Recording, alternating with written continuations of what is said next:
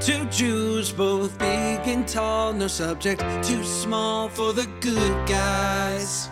A Mother's Dream premium podcast team, make it your weekly routine. It's a Good Guys. And if you don't give us 5 stars, what are you nuts? What are you nuts? Yeah, we're the good guys, we're not the great guys. We're just so good guys. Whoa. Mazel Morons, welcome back to the Good Guys podcast. We're sitting here with Bobbi Althoff, and she's a little lazy. Crazy. It's true.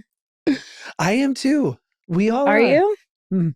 I'm like lazy and I'm not. Sometimes I'm so full of energy, but then if something like flips, it's just now I'm not moving for a week. That's bipolar too. I have that too. I don't have that. Oh, I do. That's just you. It's all you. Josh, I don't think you're lazy. I think you're like, I actually don't think that any of us are lazy. I think we're all a little ADD though. I think that's what it is. You get really excited about something, you run into it. You're like, oh yeah, this is my fucking jam. This is my new personality. Mm-hmm. This is me. And then a week goes by and it's just, you don't care about it anymore. Yeah, I know. Me and my sister just did like a time lapse of me painting our shed in the backyard. And it was crazy to see how her, like rewatching it, how her brain worked versus mine. Because when you watch it back, and I didn't notice this during it, but when you watch it back, I'm like hopping around to different, like I can't finish a task in it. Like I will start painting one side, then I'll go to the other side, do a little bit there. The whole time she starts one thing and finishes it, like to like completion every time she does a wall. She's not going to start a wall and not finish the wall. I start the wall and I'm like, let me go check the wall over there now. Let me go do this. I'm like everywhere. And it's like, that's why she's able to get so much more done in her day because I start so many tasks and like, and by the end of it, I was like, okay, you got this. And I was just starting to like remove tape before it was even done. Yeah, I'm a big give up 80% of the way through. That's me. Yeah, 80% is great. That's it. That's all you're going to get from me. Part. Yeah. Right? I know the last 20% is just not happening. We're like contractors, right? We get all the money up front. Exactly. And then we give up about it. It's like you don't need that light switch to work. No, exactly. The walls are here. Exactly. That's so funny you say that, right? Because I do this thing when I can't work out for the day that I just try to get a lot of steps. And I have a 10-month-old, so he's great for stroller rides. Yes. So a good day for steps is 30,000. What the hell? I thought 10,000 was like good. 30,000? This is my own little weird thing. How many miles is that? It's about 12. Look at my steps for yesterday. Because by then I went, I don't need the 30. Like, this is sick. That is opposite. You were close. Energy. Yeah. I know that's insane, but I recently started a goal of, that's crazy because I thought it was like a ambitious goal, but now seeing yours, it's not ambitious. But I was like, I'm going to do 5 miles a day. Yeah. I do 4.7 every day. And it's like, I can't, that last little 0.3, you would think it's like, it's whatever. Like, I don't care to. But if I see 4.7, it's like, that's okay. You did it. That's basically 5. Round up. Yeah. I round up everything I do. I got 29,000 How do you walk that? How many hours is that? Are you running? 5? No. You're 5 hours of walking every day. I call it pacing. That 30,000 steps is a ton of steps. That's so many. A ton. Me and my sister walked on Saturday because I was like, I have to hit my steps. We walked from my house to Santa Monica. So somebody called it an urban hike, and I was like, I love that.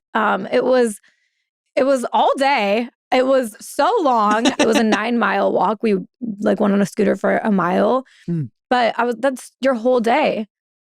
Yeah. But it really works. My sister's in such great shape from just walking. So that's why I was like, I need to stop feeling so sorry about my body and just like walk.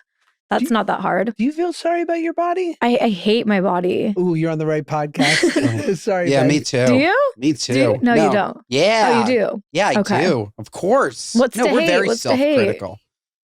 I don't know. I mean, now it's definitely in better shape, but like we're just like big people over here, big hearts. You know? Huge. Not you. He's talking about us, not you. But babe, you gotta clarify. We have a beautiful woman here. We are the big one. She is not. No, I'm right. No. We is in our podcast. We have big hearts. I don't know how big your heart is. I know that we have big hearts from pushing 300 pounds, 600 pounds together. Wait, were you 300 pounds? Were either of you 300? That's not true. Who was? I was 290 pounds 4 years ago, and Josh 20 years ago was probably... I've been 170 my whole life, and there's nothing to prove that wrong. You lost a lot of weight, didn't you? I feel like in your younger years, you were a little bit thicker. That's so sweet of you to phrase it like that. No. If only people then told me I was thick. You know how nice that would be instead of like fat slob. Were you fat before? Yeah, I was fat. I was 290 pounds. I swear. No way. You think I'm joking? Oh, well, I swear. You cleaned up well. But how tall do you think he is? How tall? Oh, let me guess. 5'10", 5'9", 6'3". You're 6'3"? 6'2". You know, you're sitting. Oh. That's not. He's a tall drink of water. You're okay. Sitting down. 5'9". I'm shot in the heart. I'm shot in the heart. How tall do you look? 5'2", maybe? 5? I don't know. I was trying to guess accurately. I wasn't trying to be nice. If I was trying to be nice, I would have been like 6'4". But yeah, I was like, let me try to get this right. I was wrong. Josh is, I think, you're 6 feet, right, Josh? I do the actor thing where I'm 5'11", but I round up. To 6'3"? No, 6 feet. Oh, I was like, that's crazy. I feel like all men round up. For sure. We do. My boyfriend tells his height with shoes. And he doesn't see the problem with Nike that. Air Force Ones. He's like, I'm 6. He'll say I'm 6'3" or I'm 6'4", and I'm like, you're not. You're not 6'4", and he's like 6'4" with shoes, and I'm like, he's like, everybody counts it with shoes, and I was like, no, everybody does not. I've never counted my height with shoes, but no one does that. He's 6'2". He just gets an extra 2 inches from like basketball shoes. I don't know. I think you can count it with hair. You cannot count your height with hair. No, you can't count hair. No, like if I have like a big hair day or something, I can't be. Okay, so no hair, no shoes. Okay. I mean, it's valid because I feel like people get shamed for being short. So you want to be like taller. It's okay to exaggerate. I feel like my sister and I say my sister a lot. I would live with my sister. So all of everything I do is with her. But we're both like, this morning we were measuring ourselves. Why does that not? Why we're so old to be doing that still? Yeah, 100%. My kids were actually doing that in the room the day before, and now I'm over there with my sister. Like, who's taller? Is that something you do every morning? Make sure that you're still growing. I'm not. I think I'm shrinking because I used to have like an inch and a half on her, and now it's like questionable if I'm even taller. And I was like, wow, I'm really like, my posture must be shrinking me a bit. Yeah, I think time and children and gravity has a way of shrinking us down. That's horrible. Makes us smaller. But what do you think, and Olivia, feel free to weigh in here. I have heard it said, not by me, but by people, that when it comes to hooking up with people, whatever number a guy gives, divide it by 3, and whatever number a girl gives, times it by 3. I feel like that's great. Is that right? Olivia? Olivia just gave me a big nod. She's like, absolutely. Oh my God. I'm thinking about my wife so differently now. Oh, shut up. You run around? No, I'm kidding. She's been with 0 men before you. I don't know what she told you. Yeah. If she even told you she was with men before, that was her just like trying to make not scare you. She was actually with 0. Oh, thank God. 0. So happy and to if hear she that. divorces you, it's still 0, even with 3 kids. Oh man, I do think about that. I just want her to be happy no matter what, even if one day she kicks me to the curb. I think so. I get it. If she kicks you to the curb? I'm not easy. You have 3 kids. Nobody do any kicking to the curb. There's going to be a lot of paperwork. It's too. As someone who's been through a divorce, don't do it. Not advocating divorce. Like, it's not fun. I think just choose your partners wisely if you're going to have kids with them. Get a divorce before you have kids, or choose them wisely if you're going to have kids with them. Man, I can't even imagine. You have how many kids? I really can't. I have one 10-month-old son. Okay. Yes, but still, like, and I'm very, very fortunate to have the best wife and a wonderful relationship. Josh can say the same. Like, I would just, I don't know what I would fucking do. How long were you guys together before you had kids? A very long time. We started dating at 20 and 18. I'm 34. At 20 and 18. 32. Wow. Yeah, we've been together like for half our, like, not half our lives, but like long enough to know you guys when you guys got married that it was the right person. Long enough to know that it was the right person when we got married. And then we waited like 7 or 8 years before we had our son. See, I was in such a rush. And I'm so grateful. My kids are really the best. And I know every parent says this. Like, I'm like, my kids are the best, cutest, most amazing children ever. And like, because it did work out for me, I'm like, obviously I wouldn't change anything, but I would tell my kids, like, date someone for a long fucking time, live with them for a long time before you have a kid. Because my mom would always be like, when are you guys gonna get married? When are you gonna have a baby? I was like 20, by the way, and like, when are you? And I'm like, okay, I had so much. I was like, I need a baby now. And it's like, I met him and 11 months later, I'm pregnant with our first kid. At the time, I didn't think anything of it. I was just like, oh yeah, like these last 10 months together were great. Like only like 9 of them were we actually like seriously dating. But like, like this is great. We can be together forever and raise a family. And it's like, I was 20. Like, I don't know. I was 21. And it's like, I would tell my kids, like, I hope they wait till they're 30 to have kids. I'm like, wait till you're 30 because it's just, you make better decisions as a 30-year-old than you do as a 20-year-old. The blessing in disguise is, God willing, you'll be such a young grandma. It is, like, that's fucking sick. Like, I think about that all the time. Like, I wish I have, like, I'm sure everybody has these random friends where they're like, their mom is 20 years older than them and the grandma's 20 years older, and you see like 4 generations in one room and you're like, that is so special. It's so rare that it's not without its complications, as you just mentioned, for making such quick decisions. But I definitely wish it's amazing. It is, I guess, a little bit, because I feel like, and I wasn't a super young mom, because I meet people who had their kids at like 16 and I'm like, okay, what am I saying? But I'm in LA. I'm a young LA mom. Like, people in LA have their kids so 35. late. Yes. Like, most of my kids, like school friends, their parents are in their 40s. And I'm like, I'm 28. Like, I'm about to be 29 this year. But like, I don't even know what I was saying anymore. I do that a lot. I'm like, I'll be talking and I'm like, what? Where was this going? Yeah, My kids Did you have a bagel? Did you have a bagel before, Josh? Did she have a bagel? I do that too. A what? Bagel or Zyrtec? What does that do? It's an allergy pill that kind of gives Ben brain fog. But since switching over to Zizal, with Zizal, you'll have 0 brain fog. Yeah, but Zizal, you're totally good. Or a bagel. I don't know. A bagel? You have a bagel this morning? What is this? No. Gluten? I had nothing today. Wow, she just passed the test, not Jewish. Is That's what they would have said at the camps. Are you guys like, Jewish? What? I don't know the difference between a Jewish person and a non-Jewish person. You don't see color? No, okay. We are definitely Jewish. Yes, we are. I couldn't tell. Do Jewish people have blue eyes?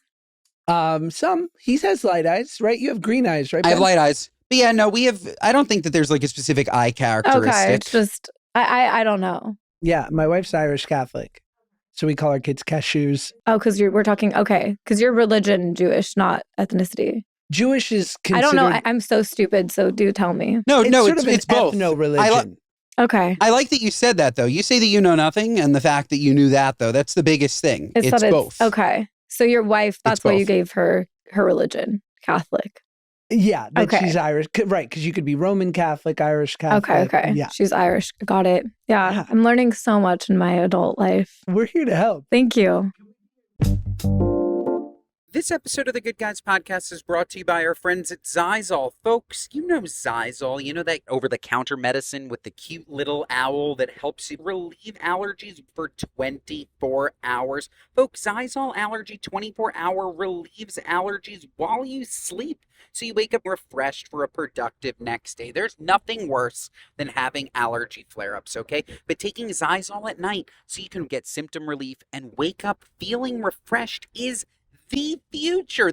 Zizal starts working in as little as 45 minutes and is clinically proven to relieve allergy symptoms for 24 hours. Zizal relieves allergy symptoms including sneezing, runny nose, itchy, watery eyes, and itchy nose and throat for 24 hours. The itch is the worst. Oh my God, those itchy eyes, that itchy throat. Literally, my wife looking at me as I'm clearing my throat. She's like, why don't you take Zizal? I'm like, I should. You're absolutely right. Plus, it provides 24-hour prescription instant strength relief from outdoor allergens such as pollen, ragweed, grass, and trees. I'm always around ragweed. I need protection from ragweed, and so do you. Folks, Zyzol Allergy 24-hour relieves allergies while you sleep, so you wake up feeling refreshed for a productive next day. There's nothing worse than having allergy flare-ups, okay? Folks, be Wisel. Take Zyzol at night.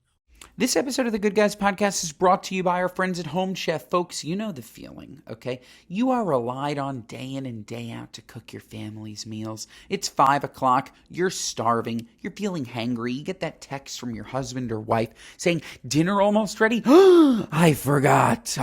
Look, I'm human, okay? I'm human. I'm nothing if not human. And folks, Home Chef is literally the only reason dinner got on the table last night, okay? It's the only reason. I had a backup plan. It was there. I forgot to defrost the chicken. Home Chef to the rescue, because Home Chef makes cooking simple. We're talking fresh food delivered, easy recipes to follow, and meals that actually taste great, which means no long shopping lists, no complicated prep, and best of all, easy cleanup. It's perfect for busy schedules, whether you need a 30-minute meal, an oven-ready tray, or even a quick microwavable lunch. Home Chef has you covered. And it's no one-size-fits-all, folks. Home Chef has over 30 meal options each week, with choices for different tastes and dietary needs, and people really love it, including me. Home Chef is rated #1 by users of other meal kits for quality, convenience, value, taste, and most importantly, recipe ease. Customers say they spend less time planning, shopping, and prepping meals. Plus, it's affordable. Home Chef customers save an average of $86 per month on groceries. And folks, for a limited time, Home Chef is offering our listeners 50, I love a good deal, 50% off and free shipping for your first box, plus free dessert for life. If you go to homechef.com/goodguys. That's homechef.com/goodguys for 50% off your first box and free dessert for life. Homechef.com/goodguy. Homechef.com/goodguys must be an active subscriber to receive free dessert, obviously. Do you have any other Jewish friends? Yeah, we can I be live that. in Your manager, your agent, your lawyer. No, kidding. No, my whole team actually. Of course. No, it's crazy how my whole neighborhood is Jewish. I'm the only non-Jewish. My neighbors will ask me to turn off their electricity and stuff because we're just like Oh, wow. She's a Shabbat goy. Yeah, you are. You're a Shabbos goy. What does that mean? I'm going to hell. A Shabbos goy. No, Shabbos goy is amazing. It is the way that Bobbi religious Althoff Jews is our Shabbos get around having to break Shabbat. Okay, the idea of Shabbat is the first time it happened, I was like, my sister we get a knock at the door and I'm like, I send my sister to do anything. If a murderer came and was like, hey, can you change my tire? I'd be like, Lexi, go do it. So we get a knock on the door and they're like, hey, can you come over to my house and help me? And I was like, go, Lexi. She's like, okay. She goes, she comes back. She's like, that was so much fun. They needed me to turn off a light upstairs. And I was like, oh, then it started it happened a few more times after that. And I went over there and I was like, I got to go too. And I went over there, turned off their light upstairs and then went home, or their ice maker. Yeah. It's a very that is interesting. amazing. I imagine the Jews this is my daughter Rivka, Chaya, and Yehudis. What's your name? Lexi. Weird. Lexi. They're pretty. I mean, they're all they wear the wigs and everything. Yeah, Hasidim. Crime high? No, of course not. no. Of course What do you not. mean? I think they have their own security. Yeah. The patrols. They've pushed us to that point. No, I'm kidding.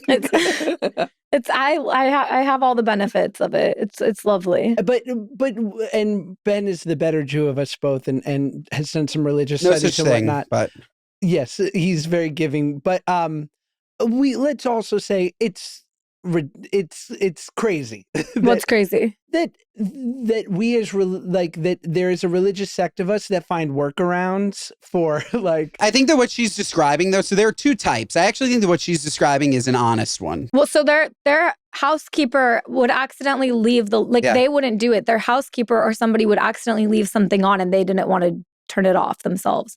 Correct. And it's not a regular, every week I'm let me turn on your light. They have they had those, I've seen Jewish TikTok. So I knew going into their house some stuff. The little lamps that you can just move to make light or dark or whatever. So they have like that stuff, you know? So what some do, which is what Josh is talking about, is they'll say, "Hey, Bobbi, do you mind turning on the TV for me?" Okay. No, that hasn't happened. I'm not watching. You're watching next to me. Do you mind putting on the Masters? Can you round 3? Peacock? I can. Yeah, no, they're not. They're great. They're great Jewish people. They follow the rules. Yeah, it's lovely. I love this. Blessed. I love it. I love it. So I was going to ask you, and you're not in character now, which I think is, I only know you from podcasting and from videos. Got it. And you very much have this just awkwardness that I think is hysterical. I think it's your shtick, but it's not always on. You do turn off. Yeah. No, sometimes I act normal. I don't know. I've like played with it a lot where like in the beginning it was like super in character. I was like, and then I kind of just like, that's how it started. But then I think that I started to care too much about like comments and stuff. And like people were believing that that's just who I was. And I was like, I want to show them I'm a regular person too. So then I started to like really just regular interview people. And then I was like, wait, this is my whole podcast started as like a parody of podcasts. Like I was like, everybody has a podcast. I don't want to be everybody else. So like, how can I? So I was like, let me just make fun of podcasts. Like it was never supposed to be a podcast. It was always supposed to be making fun of it, which is why it only lived on YouTube. It wasn't actually going to go on like Spotify or anything. Like it was never supposed to be like even audio. Like it was like, you were supposed to watch me parody it was just like a shitty podcast. And then I interviewed Drake and I got a whole team out of nowhere. And it was like, it's now a podcast. Like you're now with the studio, you have like here's like all of these things. And it just quickly changed into an actual podcast. And then very far away from what it started as, which was a fake podcast. Like, so now I'm coming back to like, I'm going to create it. I'm taking steps way back and turning it into a shitty podcast again. Like I was like, I'm getting rid of the like whole team I had recording it on, like I used to travel to podcasts. I used to like, it was just, and now I'm like, we're doing it in my kitchen at my house and it's going to be a shitty podcast again in character. But yeah, at some point and just like let the character go. It was fun though. I feel like that's what, I mean, you've acted in your life. That's kind of my dream in life. I feel like I want to like act. Yeah. And that was kind of how I was like my whole life I've wanted to act. And I saw TikTok as a way to like get there. Like I was like, oh, I can like show that I can like do a character. So I started my TikTok off of a character. So then the podcast was also like, oh, this can help propel me there. But then at some point I just became like a podcast host. So how did you get Drake? I mean, that was 3 years ago, which is crazy. Like I think in this summer will be like 3 years since that happened. But it's just because it was kind of blowing up around that time. Like my clips were going really crazy because it was like weird. Like I was just sitting with a podcast. It was great. Yeah. It was like kind of a Andy Kaufman. I don't know if you're familiar. I'm sure I've heard people the have names. brought Yes. Yes. But yeah, it's like Eric Andre, Andy Kaufman, you know, in that like walking that line of real and satire. Yeah. So I did one with Funny Marco and he saw it. So like, cause I think me and Funny Marco, our clips got like over 100 million views. Like they were going crazy. It was an hour interview. Every single like minute of it had been broken up to a different clip and would get at least 10 million views. Like it was crazy. Every minute of that was like, and I didn't even put that one to YouTube. Or if I did, I don't even remember if I did. Like I was so not focused on having it be a podcast. It was just going to be clips that I was really posting. And I get a call from Marco one day and he's like, check who just followed you. And I was like, what? I go look and I'm like, oh my God. So I was like, let me ask him to be on the show. So I DM'd him and I was like, hey, you guys do you guys have guests every time or no? It's mostly just you guys, right? It's mostly like 75% us, 25% guests. See, that 25%, like that's my whole thing. So all I had to do was like just send pitches out to everybody and just like hope that they like take it, right? Like I ask people every day, like to this day, that's all I have to do is just DM people. But that's how I've gotten like the majority of my guests is just with the DM. Really? I'm not special? That's how we connected. You DM'd me. I know. And he said no. I said no at first. I wrote no, scared. Yes. And I was like, you know what? Fuck you. But then I saw him. What's funny is like I would rather a no scared than just like fully ignored, but it's like it's great. I was whatever. But then I see him at Bert Kreischer's. at Bert's movie premiere, and our show premiere, and I was like, oh, you. It's always so awkward sending somebody a DM and then like seeing them in real life. You were so nice, and I was like, oh, I shouldn't be scared. No, that's nothing to be afraid of. Well, we'll see. We'll find out. We'll find out. I mean, being with you in person, nothing to be scared of. I can say, having seen like that Drake episode and other episodes, of course, they're intimidating. The shtick is intimidating. Yeah. Do you know what, too? What happened and why it kind of went away is I started to I started getting more comfortable interviewing people. So like talking to people. Before, when I started, I was so uncomfortable with the idea of like talking to, like I was intimidated by talking to other people and like interviewing them. So it was like easy to do the character because I was like, I can ask you questions I would never ask you in a million years. Sure. Like Got it. I can be and then I kind of started to get more and more skills like talking to people. And then it was like, that's when it started to turn into just like me talking with people. But I don't want to do that. I don't want to interview people. Like I don't want to just sit and talk to them. It's just, well, you know what? I take that back. It's not that I don't want to. There's just not as much money in it. Yeah. That's mainly why. It's That's just my not, girl. it's That's what's up. It makes more money to be in a character. Team. So I'm going back to the character. It just makes more money. Like it really, truly, that is it. It makes more money if I'm in character. It's just very different. Like there are so many interview-based podcast shows. Yeah. There are no other you in that zone. Yeah. I can't think of another podcast like that where you make A+ list celebrities uncomfortable to the point that they're laughing of discomfort is so rare. Yeah. Almost all, if not all of the people I've interviewed, like I'm friends with still. Like I'm like I've become friends. That's what's cool about it though. Like I'm sure like you get to just, I mean, you're in the entertainment industry. It's like, it's fun to be able to collaborate with other people. Obviously it also does better. Like if you have somebody else who it's like you get their fan base who's like tuned into it too. But also it's just like, it's fun to meet people and like people that I would have never met before. I get to meet now. And it's like, Drake was the very first celebrity I've ever met in my life. Like I can't think of like I would have had I didn't grow up in LA. Like that wasn't like a thing for me. I grew up in like the Inland Empire, like the IE. The IE. Respect. Mm-hmm. And when you met Drake, were you like, I kind of like Jewish guys? No. Exactly. I was like, I love the Jewish people. Yeah, we really do. Wait, you grew up in the Inland Empire. I did. Here's the thing about the IE, Ben. Tell me. I don't know what it is. Tell me. It's on the way to Indio, right? It's on the way to Coachella. It is. It's like a desert valley offshoot. It's strip malls. It's salt of the earth people. And I didn't grow up in like, it depends. Like I used to be really ashamed of where I grew up because what's funny is like a lot of people will say I grew up like with money and I'm like, I'm glad you get that vibe from me. Like I'm glad, thanks. Like I could not have done more of the opposite. Like I grew up in not even like people when they think of the IE, I feel like they think of like Corona or something. I grew up in like Paris, California, but like not even, there's like nicer parts of Paris. I grew up in like the hills where it was like just, it's not nice. Like my Shayna Shea from the hills of Azusa. I don't know where that is, but it's not the best area. Olivia gets it. Yeah, it's not the great. It wasn't like my mom didn't want us going to the schools that I was like zoned for because they were just like, they weren't the greatest schools. So instead which I always wished actually she left me in those schools because you took me from the schools that I could have been and you put me with like middle class people when I was like lower class. And it was like, I felt such like a need to like my dad would drop me off in front of my school with his trailer. It was literally before me, he got that trailer. So in 1996, he got this trailer and it was rusted. It was his work trailer. It was rusted. It's like always his doors to his cars. He had to open my door to come out because it or roll down the window and I'd have to like reach out. And I was like, I would beg him, like, please just drop me down like a mile away. I will walk the rest. Like I will get out earlier. Like, please.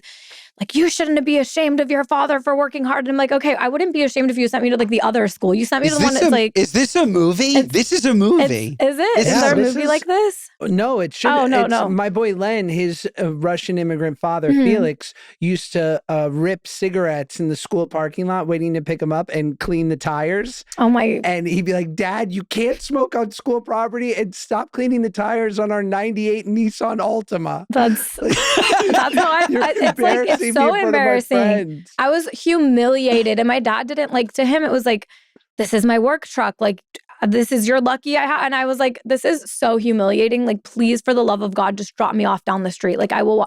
He wouldn't. He refused. I had to be dropped off like right in the front.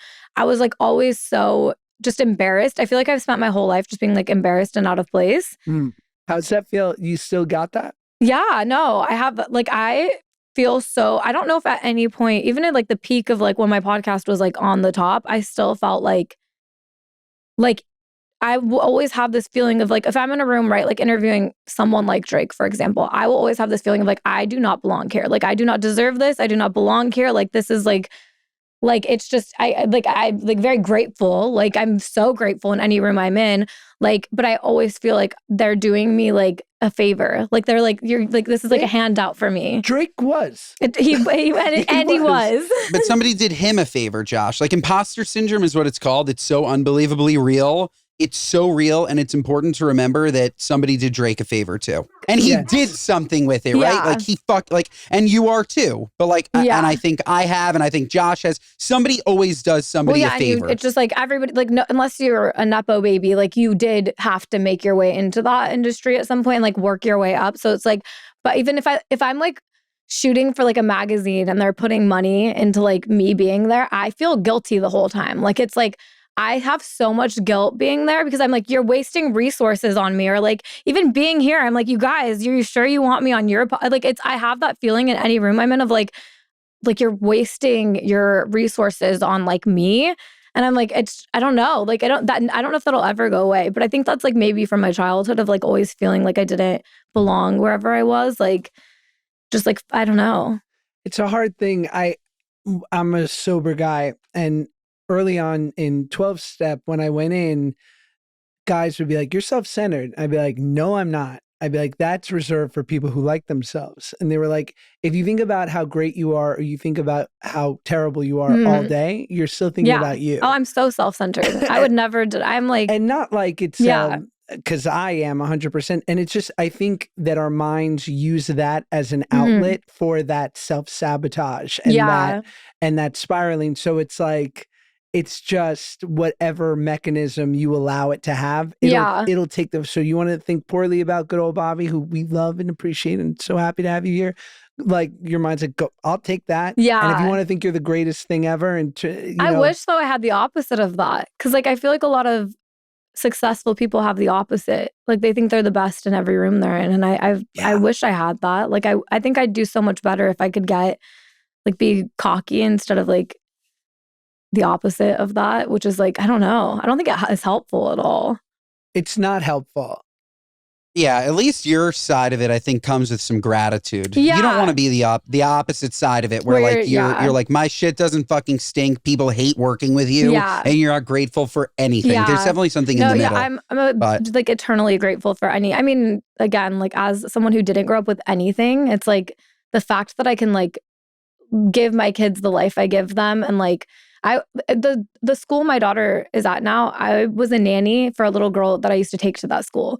And I take her, and I'm like, I remember being like, I was pregnant with my daughter, nannying and taking the kid to this school. And I remember thinking like, she's so lucky. Like, this little rich girl gets to go here. Like, all these little rich kids, like, I'll never be able to give and like, now my daughter goes there, and it's like, I walk into that school every day, and I'm just like, I feel so grateful to even like give my kid this experience, because like, I would have loved this experience growing up. Like, it's like, but it is, I'm so grateful for everything that I have right now. And I do live, like, I feel like everyone's like, live like that can be taken away. And I do, like, I feel like I live like every day, like, oh yeah, this could be taken away at any moment. And I'm grateful to like, for today. I had that moment 3 days ago when I took my boys to Sky Zone, the trampoline park. Oh yes. And they were like, sir, this line is for members. And I said, good thing I'm a member. You're like, I'm a fucking member guy. I am. It's $60 a month. It just makes sense fiscally. I'm going to sound like in my lifetime a spokesperson for like Scottsdale, Arizona. But like,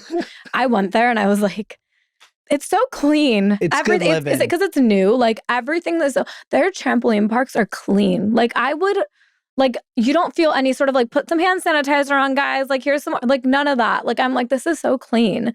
Yeah. And I wish that there was somewhere here that was just like clean. You know? Too many people. There are a ton. Yeah, there's like no one there. So, and it's empty there. Scottsdale, Palm Beach. Josh, I was going to say, it's like having me in studio with you, except you replace Scottsdale with Florida. Like, it's just. He lives in Florida for part of the year. Okay. Yeah. Do you like it? This just started, and let me tell you, it is so fucking clean. I love that. Like, don't you? I wish we could do that here. I'm gonna start like picking up trash on the side of the freeways to clean it up. Or something. Yeah, I'll do it with you. We'll get a camera crew. Yeah, exactly. It's more.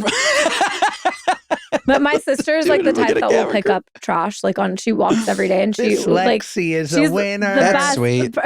So we'll walk, and she'll be like, she saw like a huge pile of trash on the floor, and I'll just walk by it. She's like, I wish I had gloves and a trash bag right now. I was like, who thinks that? Like I've never walked past trash and said I wish I had gloves and a trash bag right now. Right. But she was like dead ass. It's a good sister. She's the best sister. I think everyone should have. Like, what are your kids' genders? Do you have any sisters boys. in there? Okay, well, at least they're all like the same. I think that it's like so cool to have a sibling of the same gender. Like, it's like, it helps everybody's life, I feel. This episode of the Good Guys podcast is brought to you by our friends at Nutrafol. Folks, I have been blaming everybody but myself for my hair. I've been blaming my dad. Oh, he has such stallion-esque hair. Why couldn't I get that? My mom. Oh, she has such beautiful hair. Why couldn't I get that? I've been blaming everybody. I've been thinking it's genetics. I've been thinking it's everybody but me. And folks, I'm here to tell you, I think it's me. I think it could be environmental factors. I think it could be stress. I think it could be, I don't know. I guess it also could be genetics. We just don't know, folks. We just don't know. All that I know is that I've tried all of these products. Nothing worked until I had that aha moment of realizing that Nutrafol was what I needed the whole time, because Nutrafol is the #1 dermatologist recommended hair growth supplement brand, with over 1 million people seeing thicker, stronger, faster growing hair with less shedding, including me. Your hair is never just about your hair, and Nutrafol knows that. That's why Nutrafol takes a whole body approach to hair health, addressing the problems inside to help your hair grow on the outside, supporting your lifestyle, not just your hairstyle. Folks, this is physician formulated with drug-free ingredients. Nutrafol's hair growth supplements are clinically tested to multi-target key root causes of thinning, including stress, nutrition, and lifestyle, because it's not just one thing. We don't know what it is, so we got to go with Nutrafol to check all those boxes. Folks, take the first step to visibly thicker, healthier hair. For a limited time, Nutrafol is offering our listeners $10 off your first month subscription and free shipping when you go to Nutrafol.com and enter promo code GOODGUYS. That's Nutrafol.com, spelled Nutrafol.com, promo code GOODGUYS. That's Nutrafol.com, promo code GOODGUYS. This episode of the Good Guys podcast is brought to you by our friends at Hexclad. Folks, you need a new pan, okay? I'm looking at that sad pan, that pan that's seen your Brillo pad one too many times. It's never coming out, okay? You deserve a pretty pan. You also deserve a functional pan. You also deserve a new pan. It's spring. Spring cleaning isn't just for your closet. It's also for your kitchen. You need new pans. You need new pans. And you need Hexclad, because Hexclad completely changed the game by combining the performance of stainless steel with the convenience of non-stick, all in one gorgeous pan. Most cookware forces you to choose great performance or easy cleanup, and Hexclad gives you both. We're talking getting rid of your old non-stick pans that scratch, peel, and wear out fast.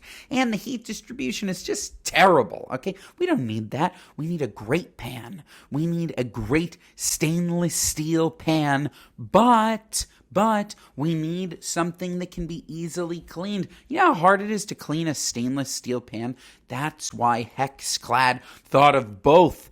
Easy cleaning, beautiful pan. Their pans are the absolute best. With over 1 million customers and over 50,000 five-star reviews, the secret is out. There's a reason Gordon Ramsay, oh, how beautiful he is, uses Hexclad at home and in his restaurants, and he's the toughest critic on the planet. All Hexclad products come with a lifetime warranty. It's literally the last set of pots and pans you'll ever need to buy. And folks, let me just tell you, if you're going to think of one thing this spring, okay, how about Hexclad's 12-piece set, which is the ultimate all-in-one cook, cookware set. We're talking multiple versatile pans, saucepans, family size stock pots, you name it, okay? With a lifetime warranty, I'm telling you, this is for you. So folks, don't go through another spring using the same busted pans you should have thrown out years ago. For a limited time, our listeners get 10% off your order with our exclusive link. Just head to hexclad.com/goodguys.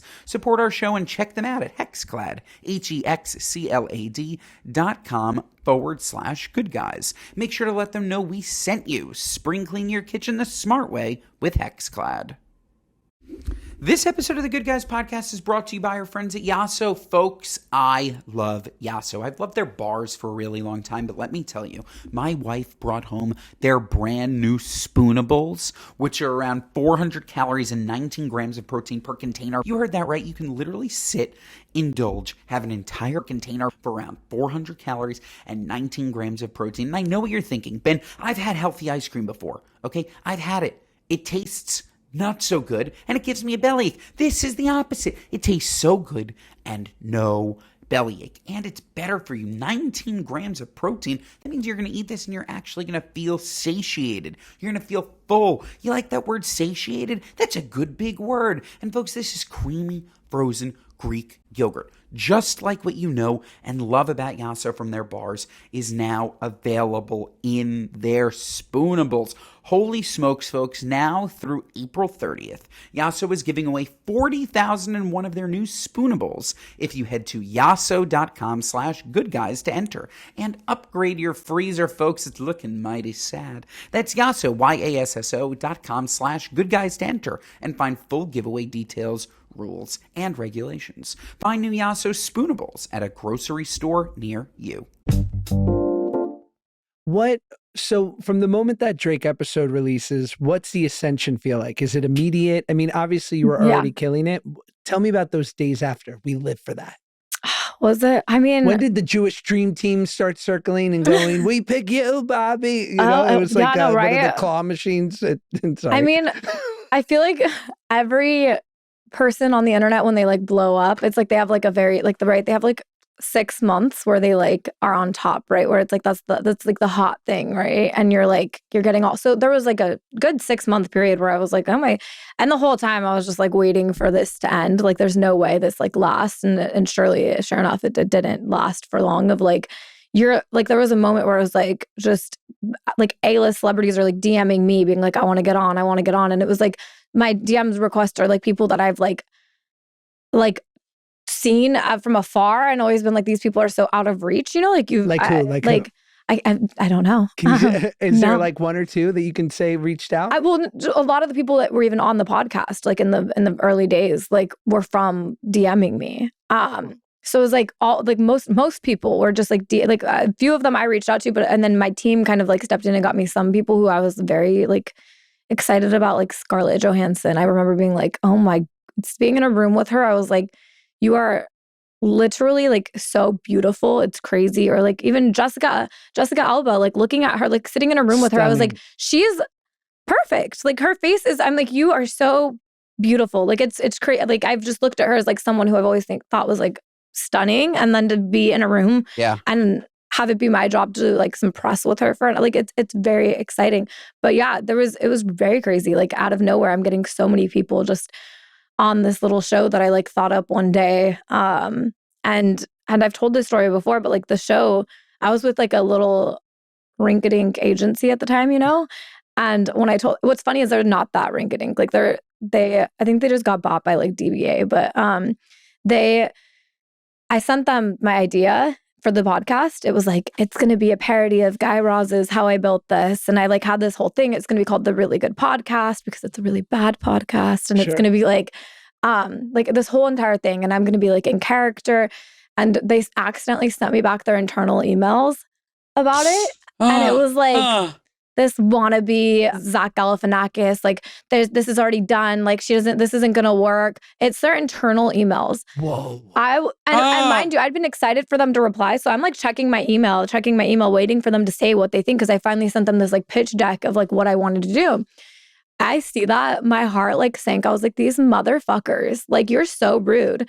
And of course, they were like very apologetic. They were like, you were never meant to see that. Like, we're sorry. We do think like it would be a good idea for you just do a regular podcast, just talk to people. And I was like on my way to Target and I just start crying. I was like, I was crushed. I was like, you guys are so, and that's what I also had sent them the first episode. And that was their response back to, so that's how they saw it. So I'd sent them the first episode that I put a lot of like time and effort into. And at that time, like I wasn't rolling in money. Like I drove with my like ex-husband and my kids to LA. We were living in Laguna. So I drove to LA, rented a spot at this place called like Melrose Podcast. Sure. Got a 1 hour booking there.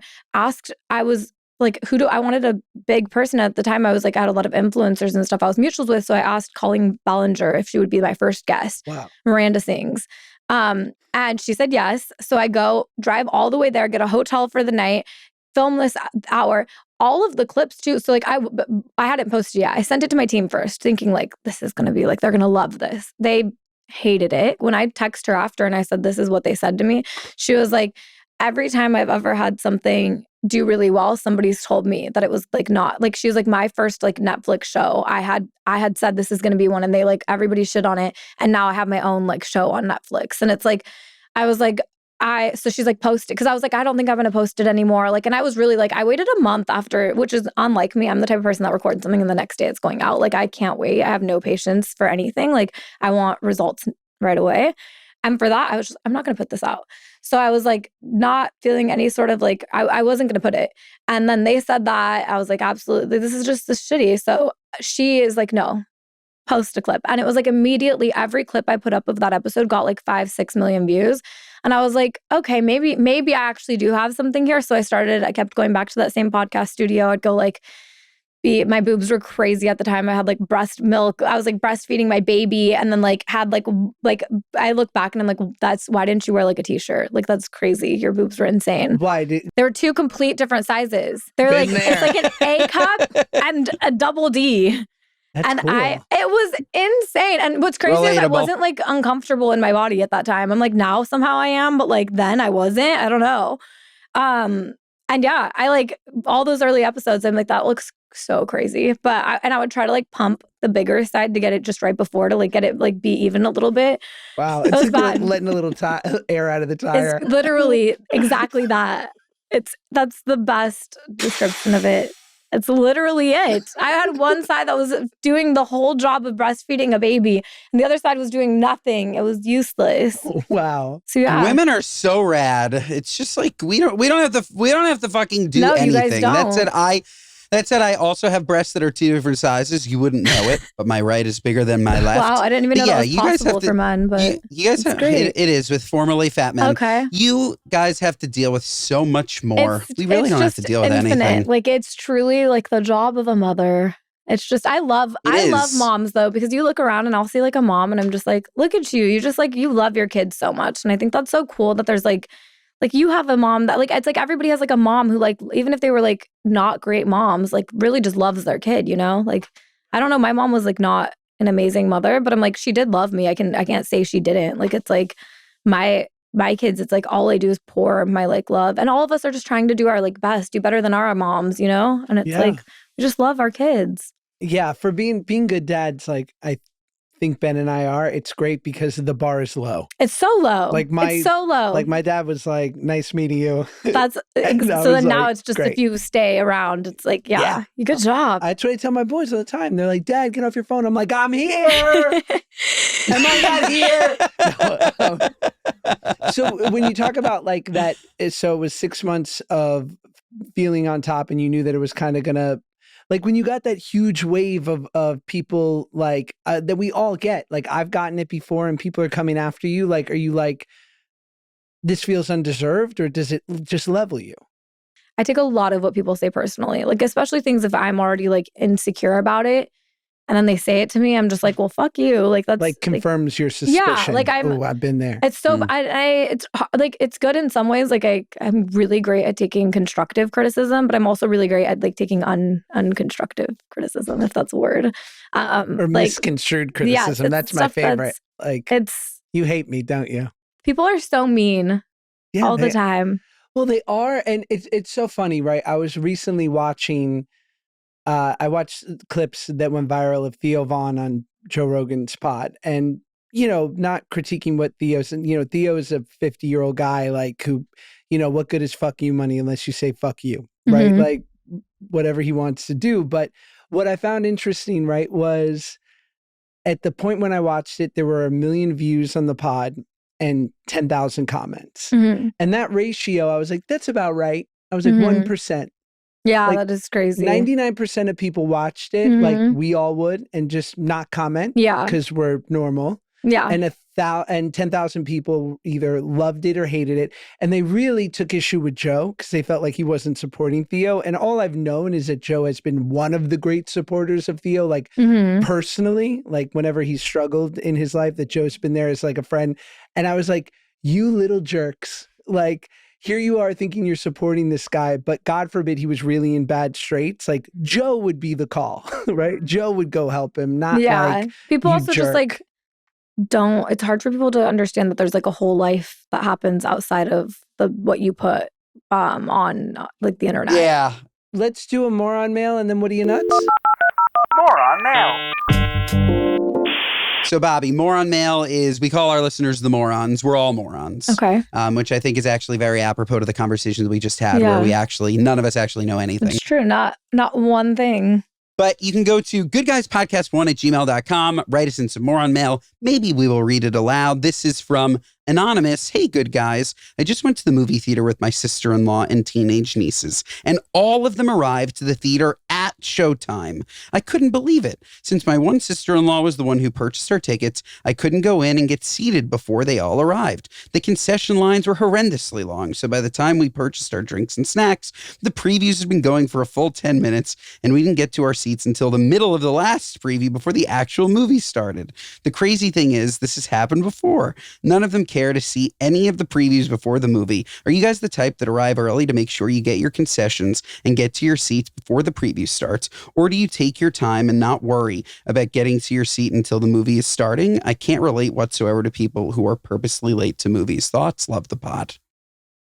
That's interesting. He says concessions. I've never even used that word. Concessions. That sounded, you gave it like the voice that I know he said it in too. You know? To the movie, there's something's in the show. Do you remember that jingle, Josh? And smoking is a no, no, no. What the hell is that? I remember. And remember to throw your trash away. I think it was AMC. Do you remember? Thank you for coming to Lowe's. Sit back and relax. Enjoy. No, but it's the same show. thing. Never heard of any of these. Oh God, we're old. We're old. If you grew up in Scottsdale, you would have known. I would have known. I'm not a movie person. I'm not a concert person. I'm not a movie person. You won't go to the theater? I'm afraid, but I will if my kids really want to. Is it because of shootings mostly? I won't go to malls. I don't go anywhere. Like, I'm really like with my children, I am.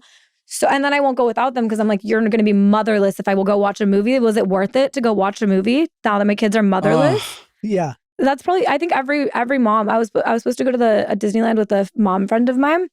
The night before, I texted her and I was like, hey, like, I'm having a lot of anxiety about going tomorrow because I'm afraid there might be a shooting. And she said, oh my God, I'm so happy you said that. I was thinking the same thing. Let's not go. And I was like, oh my gosh, that's literally everybody all the time. So I'm sure your wife is similar, but the movies scare me. Like, it's just so easy. They don't check. They need to have metal detectors that they use. Like, why can't they check people? I'm so sorry that you feel that way.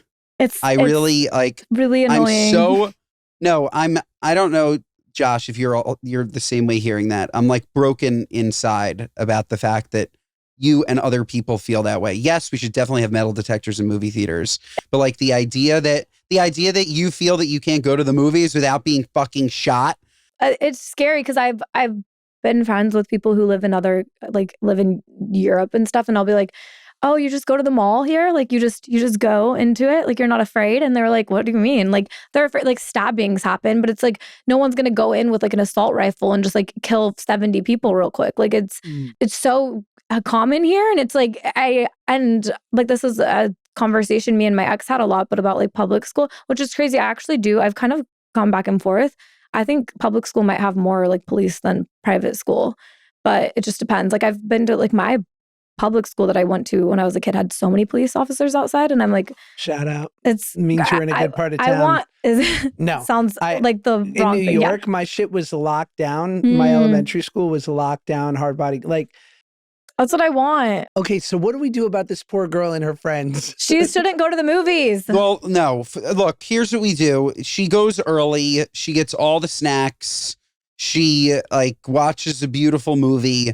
I'm so sorry that Bobbi feels that she's going to get shot in the theater. You're not going to get shot. You can't say that for sure, but statistically, I think that's what everybody. Can I say that, Josh? Only go see movies I'm in, because that means the theater will be empty. It's great, right? You know, you're a shooter. You're like, let's skip the Josh Peck film. There won't be enough. There you go. It's not Spider-Man. Oh my God. Well, I don't know. She should probably I don't know what she should do. Should we do another one? Sure. Another one real quick, and then what are you nuts? Okay, this one's nuts.